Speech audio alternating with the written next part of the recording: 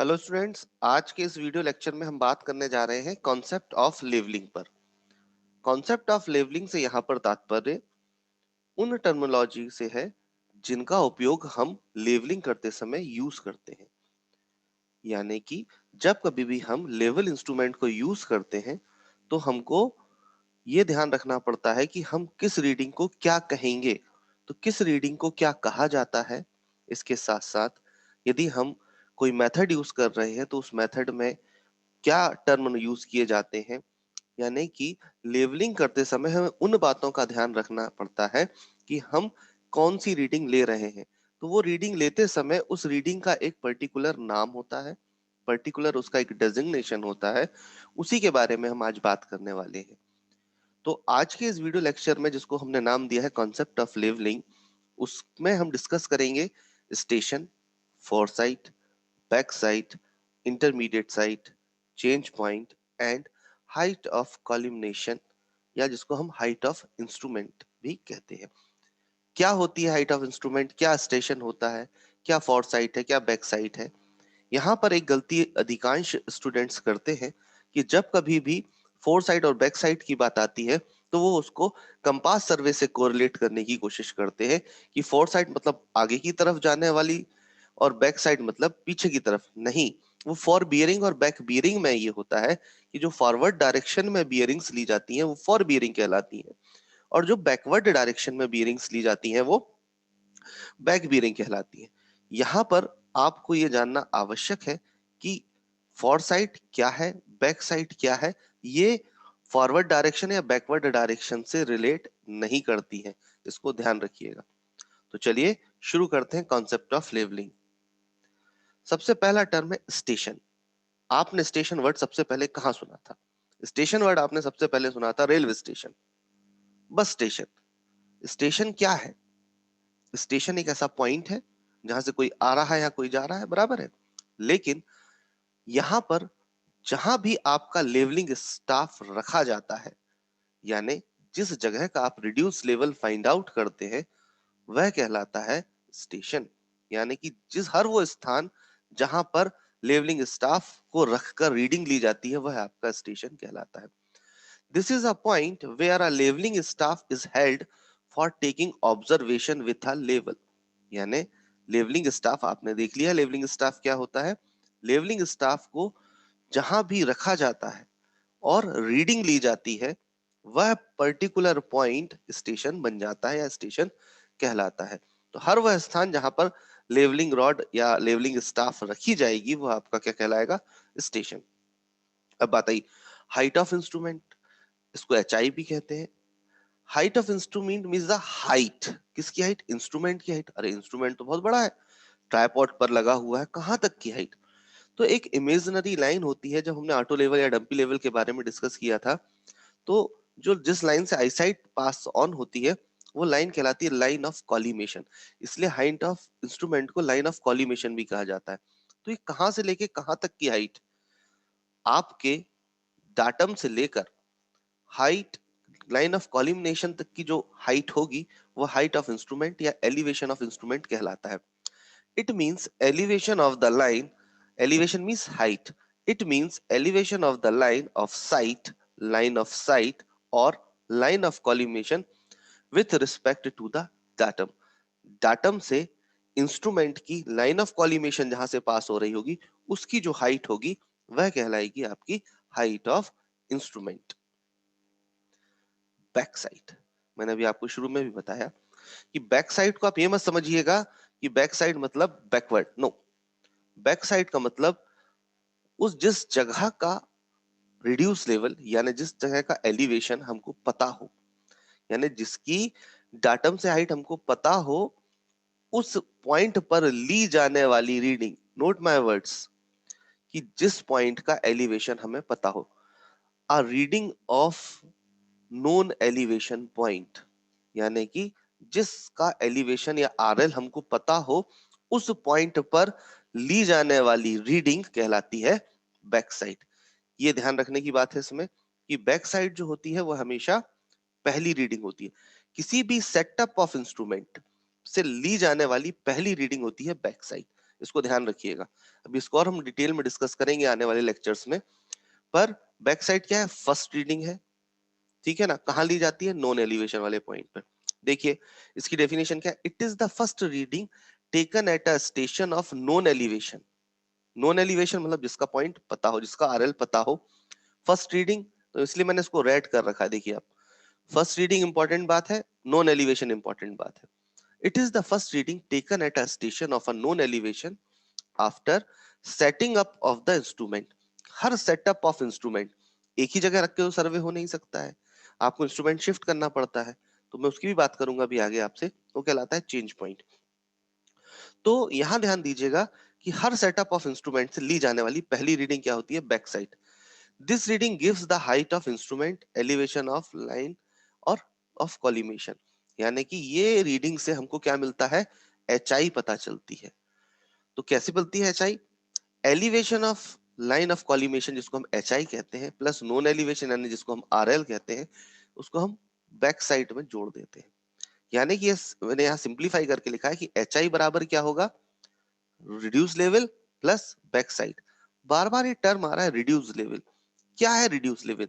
क्या है RL? RL है डाटम से किसी पर्टिकुलर पॉइंट तक की हाइट। The height of particular object, a particular station, a particular point from the datum is called RL। datum से किसी पर्टिकुलर पॉइंट तक की हाइट जो है वो कहलाती है RL, रिड्यूस्ड लेवल। इसीलिए हम हर लेवलिंग में हम जो एलिवेशन निकालते हैं उसको हम RL ही कहते हैं, ठीक है। तो जिस पॉइंट का हमको पता है, जैसे बेंचमार्क का RL हमको पता होता है क्योंकि हमने वहां फाइंड आउट कर रखा है ना कि यहाँ का एलिवेशन इतना है, यानी यहाँ का RL इतना है, ठीक है।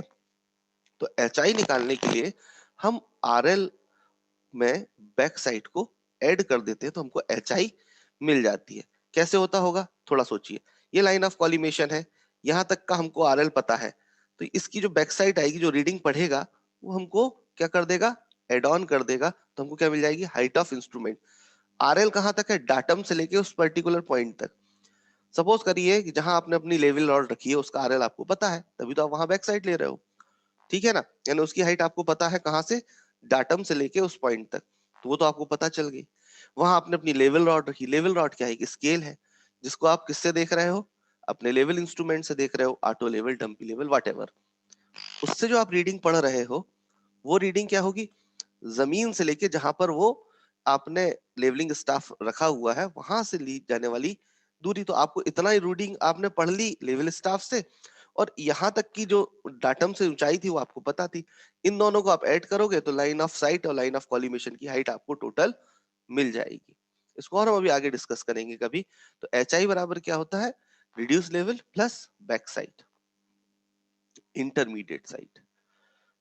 वैसे याद रखने के लिए क्या है कि फर्स्ट और लास्ट रीडिंग के बीच में ली जाने वाली सारी क्या होंगी? इंटरमीडिएट होंगी। यानी कि बैक साइट और फोर साइट के बीच में ली जाने वाली सारी रीडिंग्स क्या होंगी? Intermediate sight. लेकिन अभी तो हमको फोर साइट ही पता नहीं है, तो हम अभी इसको ऐसे समझते हैं कि किसी भी सेटअप ऑफ इंस्ट्रूमेंट की पहली और आखिरी रीडिंग के बीच में जितनी रीडिंग्स ली जाएंगी वो सब क्या कहलाएंगी? Intermediate sight. These are readings taken between the first and last reading before shifting the instrument to a new station।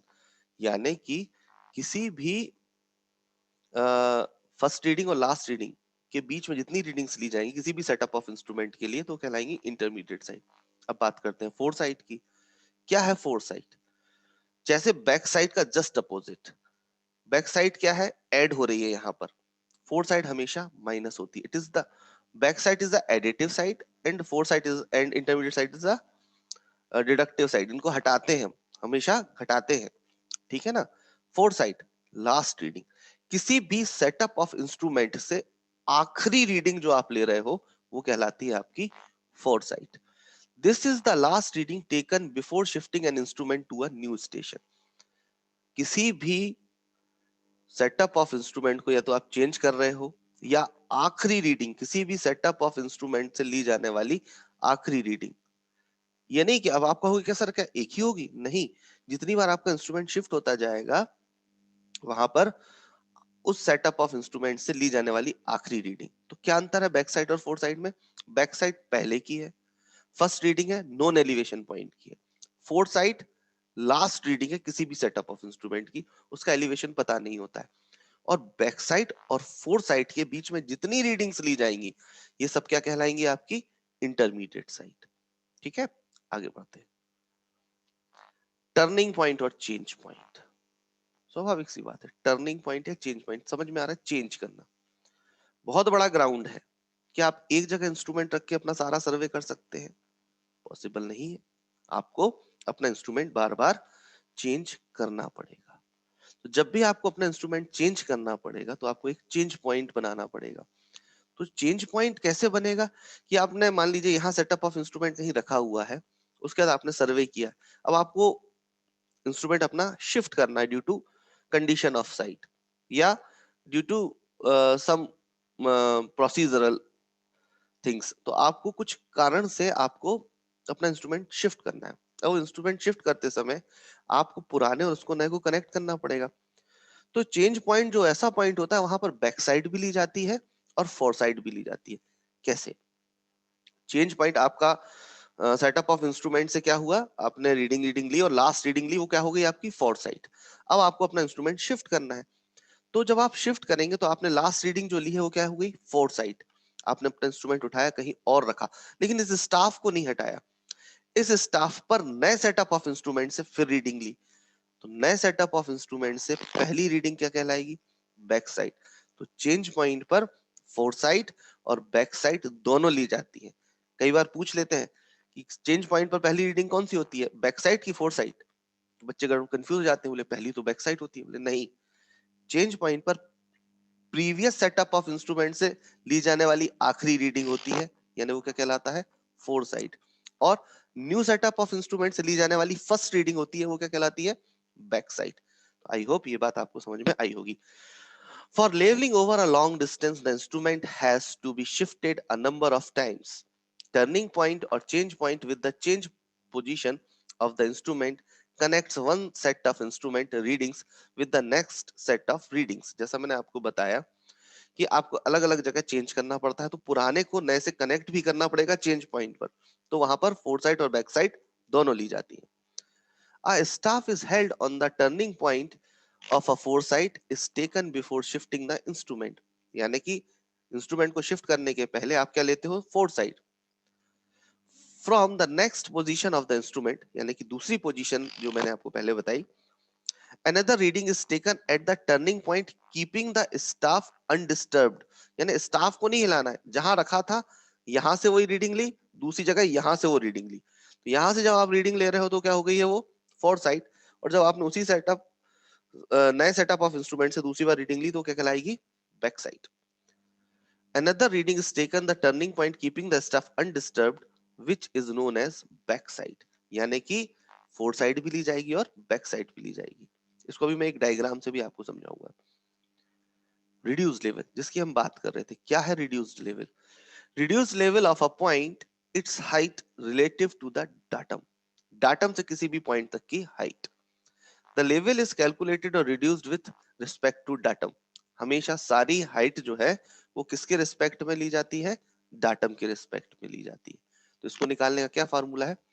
यदि हम एच आई में से इंटरमीडिएट साइड को घटा दें तो हमको उस पॉइंट का आरएल मिल जाएगा, या फोर साइड को घटा दें, जो भी स्टेशन की कंडीशन है वहां पर आपको पता चल जाएगा कि वहां इंटरमीडिएट साइड है या फोर साइड है। तो यदि एच आई में से हमेशा इंटरमीडिएट साइड घटती है, फोर साइड घटती है यानी माइनस होती है, लेकिन बैक साइड हमेशा ऐड होती है एच आई निकालने के लिए, ये ध्यान रखिएगा।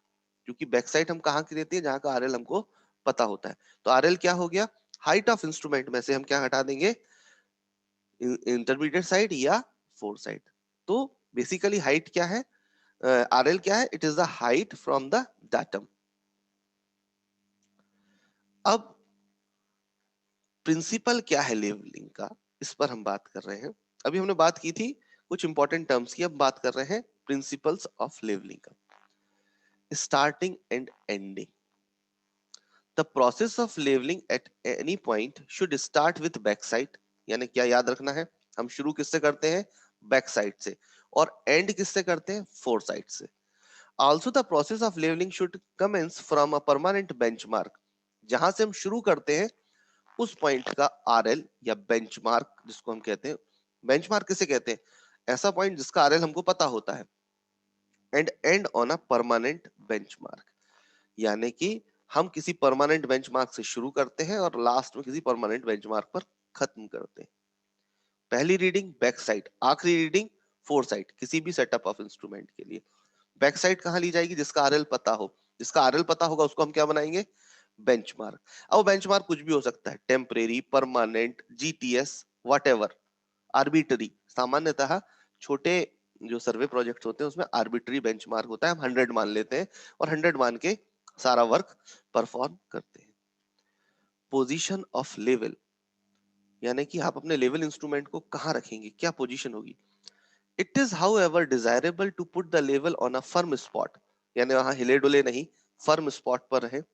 From where maximum number of sights can be taken, यानी ऐसी जगह रखा जाए जहां से वो हिले डुले नहीं, एक फर्म स्पॉट पर, और ऐसा पॉइंट जहां से आप अधिक से अधिक रीडिंग्स ले सकें या अधिक से अधिक साइट्स ले सकें, चाहे वो कोई भी हो। बैक साइट हो जाएगी और आखिरी फोर साइट हो जाएगी और बीच में इंटरमीडिएट साइट हो जाएंगी। ये डायग्राम देखिए, ये कोई भी एक सेटअप ऑफ इंस्ट्रूमेंट है, ठीक है। इसको समझिएगा, यहां से देखिए, मैं एक इसका नोशन चालू कर लेता हूं, आपको समझाने में आसानी होगी मुझे। ये आप देख रहे हैं कि ये एक सेटअप ऑफ इंस्ट्रूमेंट से पहली रीडिंग ली गई, ये बेंचमार्क पर ली गई, ये क्या कहलाया? Back site. फिर दूसरी जगह स्टाफ उठा के ए स्टेशन पर रखा, फिर ली गई वो इंटरमीडिएट साइट। फिर स्टाफ को रखा गया कहां पर? बी पोजीशन पर, तो फिर वो हो गई इंटरमीडिएट साइट। फिर आपको लगा कि नहीं, इस सेटअप ऑफ इंस्ट्रूमेंट से मुझे चेंज करना पड़ेगा, लेकिन इसके पहले हमको एच आई भी फाइंड आउट करना थी। तो एच आई क्या है? मान लीजिए कि ये डाटम है, सपोज ये डाटम है, तो डाटम से यहां तक की जो हाइट है ये कहलाती है H I. This is your H I. R L क्या है? इस डाटम से इस पॉइंट तक की दूरी, ये आर एल है। इस पॉइंट का आर एल क्या होगा? यहां से लेके यहां तक की ऊंचाई। ये आपका जो ये डाटम है और ये हाइट्स है। बात समझ में आ रही है? तो चलिए इसकी अपन बात करते हैं कि आप क्या ले रहे थे। आपने एक सेटअप ऑफ इंस्ट्रूमेंट से पहली रीडिंग बेंचमार्क के ऊपर ली, ये क्या कहलाई? आपकी बैक साइड। उसके बाद आपने स्टाफ को दूसरी जगह रखा, स्टेशन ए पर, वो इंटरमीडिएट साइड। फिर आगे बढ़े, आपने अगली जगह रखा स्टेशन बी पर, वो भी इंटरमीडिएट साइड। फिर आपको लगा कि नहीं, अब इसके बाद जब मैं सी पर स्टेशन अपने स्टाफ को रखूंगा, उसके बाद मुझे चेंज पॉइंट लेना पड़ेगा, दूरी अधिक हो गई है। तो आपने जब यहाँ सी पर रखा और आपको पता था कि अब इसके बाद मुझे इंस्ट्रूमेंट चेंज करना है अपना, तो आपने जो रीडिंग ली ये कहलाई आपकी फोर साइड। आई रिपीट, पहली reading back sight, station A intermediate sight, station B also intermediate sight, और फिर station C is a fore sight. देखिए यहाँ बैक साइड और फोर साइड के बीच में क्या आई है? Intermediate sight. फिर आपने अपना सेटअप ऑफ इंस्ट्रूमेंट उठाया चेंज करने के लिए, तो ये उठा के आप यहाँ पर आए। यहाँ पर आपने उसका टेम्परेरी एडजस्टमेंट किया, आपने फिर से यहाँ पर स्टाफ अपना सॉरी लेवल को टेम्परेरी एडजस्टमेंट किया, लेकिन ये स्टाफ कहीं नहीं गया। सही है, ये सीधा वाला स्टाफ कहीं नहीं गया, यहां से आपने वापस रीडिंग ली। तो देखिए सी स्टेशन पर गौर करिएगा, इस सेटअप ऑफ इंस्ट्रूमेंट से ये रीडिंग ली फोर साइड, इस सेटअप ऑफ इंस्ट्रूमेंट से ये रीडिंग ली बैक साइड। तो आप अगर देख पा रहे हो तो यहां पर स्टेशन सी पर दो रीडिंग ली गई है, फोर साइड भी और बैक साइड भी। तो ये क्या कहलाया? आपका चेंज पॉइंट। ये कहलाया आपका चेंज पॉइंट, क्योंकि सी स्टेशन क्यों बन गया चेंज पॉइंट? कि यह इस सेटअप ऑफ इंस्ट्रूमेंट से हमने रीडिंग ली थी, वो थी फोर साइड, और इस सेटअप ऑफ इंस्ट्रूमेंट से फिर वापस रीडिंग ली, क्या हुई? Back side. अब चूंकि आपका ये सी पॉइंट, सी क्या हो गया? Change point. सो इस चेंज पॉइंट को हम जितनी बार भी सेटअप ऑफ इंस्ट्रूमेंट चेंज करेंगे तो उतनी बार बनाएंगे। तो कैसे यहाँ पता चलेगा कि यहाँ चेंज पॉइंट कौन सा है? आपसे अगर कोई पूछ ले इस डायग्राम में चेंज पॉइंट कहाँ है, अगर ये ना लिखा हो, ये ना लिखा हो अगर, तो कैसे बताएंगे आप? वो स्टेशन जहां पर फोर साइड और बैक साइड दोनों ली गई हो। तो कौन सा स्टेशन ऐसा है? सी स्टेशन ऐसा है जहां पर फोर साइड भी ली गई है और बैक साइड भी ली गई है। फिर वही प्रोसेस, इंटरमीडिएट साइड ली, फिर ई पर रखा, फिर इंटरमीडिएट साइड ली, और एफ पर जाके आपका सर्वे खत्म हो गया। और जैसे ही आपका सर्वे खत्म हुआ, आपका जो आखिरी रीडिंग थी एफ पर वो कहलाई फोर साइड। लेकिन यहाँ हाइट ऑफ इंस्ट्रूमेंट चेंज होगी, अलग अलग हाइट्स पर आप रख रहे हैं। यहाँ पर हाइट ऑफ इंस्ट्रूमेंट क्या थी? ये थी। यहाँ पर हाइट ऑफ इंस्ट्रूमेंट क्या हो जाएगी? ये हो जाएगी हाइट ऑफ इंस्ट्रूमेंट। ठीक है ना? तो इसको ध्यान रखिएगा और इस डायग्राम से आपको चीजें समझने में आसानी होगी।